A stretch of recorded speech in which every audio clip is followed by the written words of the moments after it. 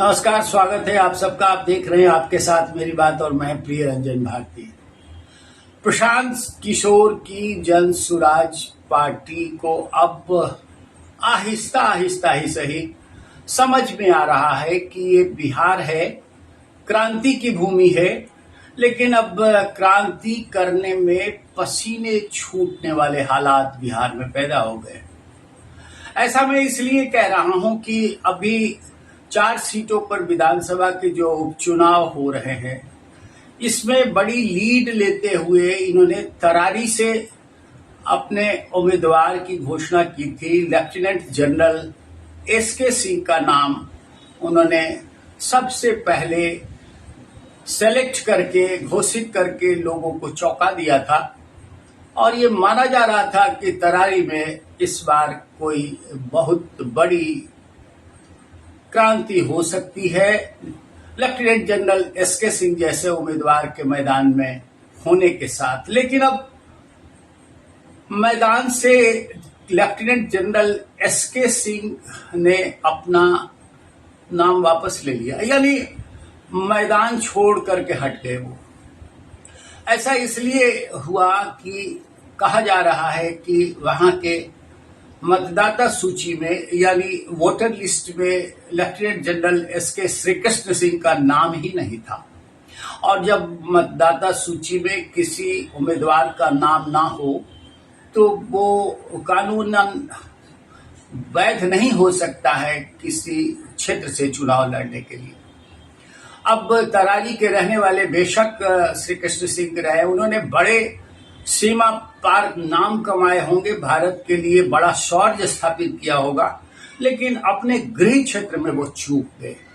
अब उनकी जगह किरण सिंह, जो इनकी पार्टी किरण सिंह कुशवाहा का नाम घोषित किया है इन्होंने तरारी से। अब ये माना जा रहा है कि वो चुनाव लड़ेंगी, उन्होंने नामांकन दाखिल कर दिया।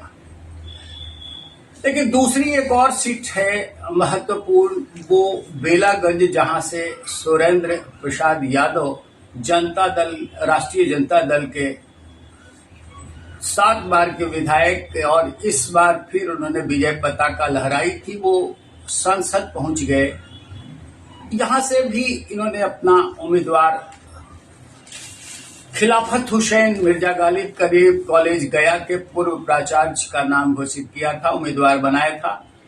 लेकिन अब खिलाफत हुसैन ने भी लड़ने से मना कर दिया। खिलाफत हुसैन की जगह अब मोहम्मद अमजद वहां से प्रत्याशी घोषित किए गए, और ये घोषणा 2 फेरबदल जो हुई है उनकी पार्टी के उम्मीदवारों की, इसकी घोषणा प्रशांत किशोर ने आरा में जाकर एक प्रेस कॉन्फ्रेंस में की। माजरा क्या है?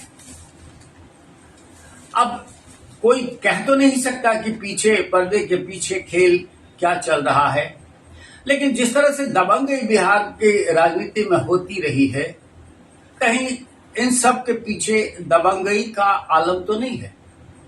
कहीं कोई ऐसा पेच तो नहीं है कि जिसकी वजह से इन उम्मीदवारों में लड़ने से मना कर दिया।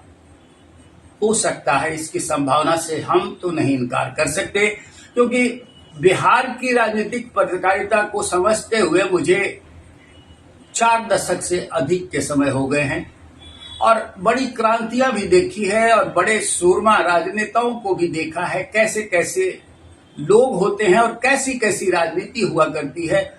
इन सब को समझते हुए भी अब मैं यहां तक पहुंचा हूं और आपसे अपनी बात रख रहा हूं।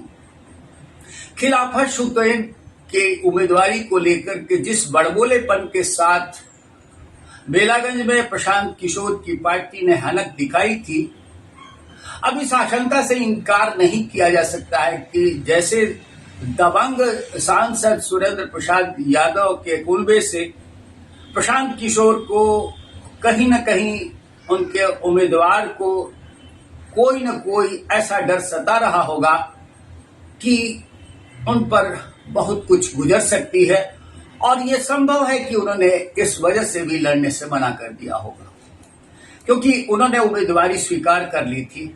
ऐसा नहीं था, जब गया में प्रशांत किशोर ने उनके नाम की घोषणा की थी उस वक्त वो मौजूद थे और उन्होंने सहर्ष इसे स्वीकार किया था। अब आखिर पीछे हटने का माजरा क्या है, इसे समझा जा सकता है। और इसके पीछे जो मैं जिस बात की आशंका आपके सामने व्यक्त कर रहा हूं उससे नहीं इनकार किया जा सकता है।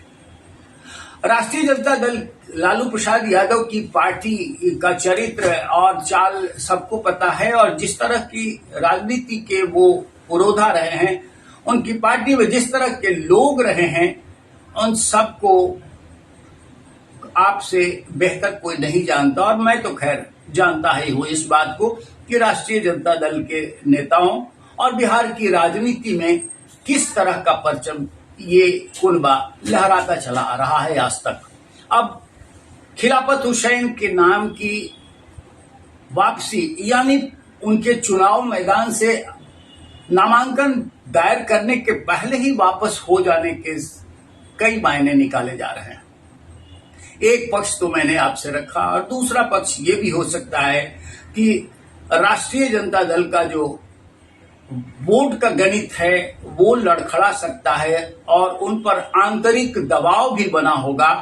खिलाफत हुसैन को मना किया गया होगा, इस बात से भी नहीं इनकार किया। उनकी ही बिरादरी के, उनके ही समाज के लोग उन पर दबाव डाले होंगे, इस बात से भी इनकार नहीं किया जा सकता कि राष्ट्रीय जनता दल इन सब मामलों में बड़ा माहिर है। उसको ये पता है कि चुनाव में अपनी हेकड़ी दिखाने के लिए क्या किया जाना चाहिए। फिलहाल बेलागंज में अब जो लड़ाई होगी वो विश्वनाथ प्रताप सिंह, जो सुरेंद्र प्रसाद यादव के बेटे हैं, वो राष्ट्रीय जनता दल के इंडिया फ्रंट के उम्मीदवार और एनडीए के उम्मीदवार पूर्व विधान पार्षद मनोरमा देवी, प्रशांत किशोर की पार्टी के उम्मीदवार मोहम्मद अमजद कितना गुल खिला पाएंगे ये हम तो नहीं अभी फिलहाल दावा कर सकते। लेकिन अगर मिर्जा गालिब कॉलेज के प्रोफेसर खिलाफत हुसैन मैदान में होते तो शायद वोटों का छिड़काव, मुस्लिम वोट बैंक का छिड़काव हो सकता था और बहुत संभव था कि तब एमवाई समीकरण वहां दरक जाता। तरारी में भी जिस तरह से एसके सिंह मैदान छोड़कर पहले ही हट गए, उसके पीछे भी इस बात की आशंका को निर्मूल नहीं किया जा सकता कि 6 इंच छोटा करने वाली पार्टी आज भले ही राजनीतिक रूप से वो विशुद्ध है और परिमार्जित दिख रही हो, लेकिन अपने गढ़ में हो सकता है, संभव है, इस बात से नहीं इनकार किया जा सकता कि वहां भी धमकियों की कहानी, पटकथा लिखी गई होगी और तब ये सब कुछ घटित हुआ होगा जो आज आपके सामने दिख रहा है। रही बात तो इमामगंज और रामगढ़ सीट की, रामगढ़ सीट में जो अभी उम्मीदवार इनके प्रशांत किशोर की पार्टी के हैं वो सुशील सिंह कुशवाहा बहुजन समाज पार्टी के रास्ते से प्रशांत किशोर की पार्टी में आए हैं। अब ये कितना अपना वजूद सिद्ध कर पाएंगे और कितनी ताकत दिखा पाएंगे, क्योंकि वहां एक तरफ अजीत सिंह हो गए जो सुधाकर सिंह के भाई हैं, जगदानंद सिंह के बेटे, और दूसरी तरफ भारतीय जनता पार्टी का प्रत्याशी होगा। अब ऐसे में कितनी ताकत प्रशांत किशोर की पार्टी लगा पाएगी वहां। हालांकि भारतीय जनता पार्टी पिछले लोकसभा चुनाव में भी रामगढ़ सीट से बेहतर प्रदर्शन नहीं कर पाई है, लेकिन तरारी में प्रशांत का खड़ा होना, जो सुनील पांडे अब जो भारतीय जनता पार्टी के नेता हो गए, कभी पूर्व विधायक हुआ करते थे, उनका जो जादू चलता है उस क्षेत्र में, उनके लड़के वो कुछ हद तक वोटों का समीकरण सीपीआई-एमएल का बिगाड़ सकने में कामयाब हो सकते हैं। रामगढ़ में भी बहुत ज्यादा उम्मीद तो भारतीय जनता पार्टी के उम्मीदवार से नहीं की जानी चाहिए, लेकिन प्रशांत किशोर की पार्टी वहां कितना हनक दिखा पाएगी ये अभी से शक के दायरे में है, कहा नहीं जा सकता। रही बात इमामगंज में, तो इमामगंज में जिस डॉक्टर को इन्होंने डॉक्टर जितेंद्र पासवान को खड़ा किया है, वो हम पार्टी के अध्यक्ष जीतनराम मांझी की बहू दीपा साहू के खिलाफ कितनी ताकत बटोर पाएंगे, कितनी हद तक जीतने में कामयाबी हासिल करते हुए आगे बढ़ पाएंगे, ये भी एक सबसे बड़ा सवाल खड़ा होता है। कुल मिलाकर के देख ले तो इन 4 सीटों पर ही प्रशांत किशोर की पार्टी की जो क्रांतिकारी आगाज है उसकी हवा गुम होती हुई नजर आ रही है, क्योंकि बिहार की राजनीति कुछ ऐसी ही है। यहाँ की राजनीति में पत्ते खड़कने से पहले ही शांत हो जाया करते हैं। अब जब प्रशांत किशोर ने लोगों की उम्मीदें जगाई है तो पानी भी उनको ही भरना पड़ेगा, देखना पड़ेगा कि वो कितने पानी में आगे अपनी पार्टी को खड़ा कर पाते हैं। आज के अंक में बस इतना ही। अब फिर हमारे विश्लेषण पर आपकी प्रतिक्रियाएं वांछित है, आप अपनी प्रतिक्रियाएं दीजिए, और अगर हमारे चैनल से अब तक नहीं जुड़ पाए हैं तो आपसे निवेदन करूंगा फिर से कि अभी सब्सक्राइब कर लीजिए और बने रहिए हमारे साथ, देखते रहिए आपके साथ मेरी बात। नमस्कार।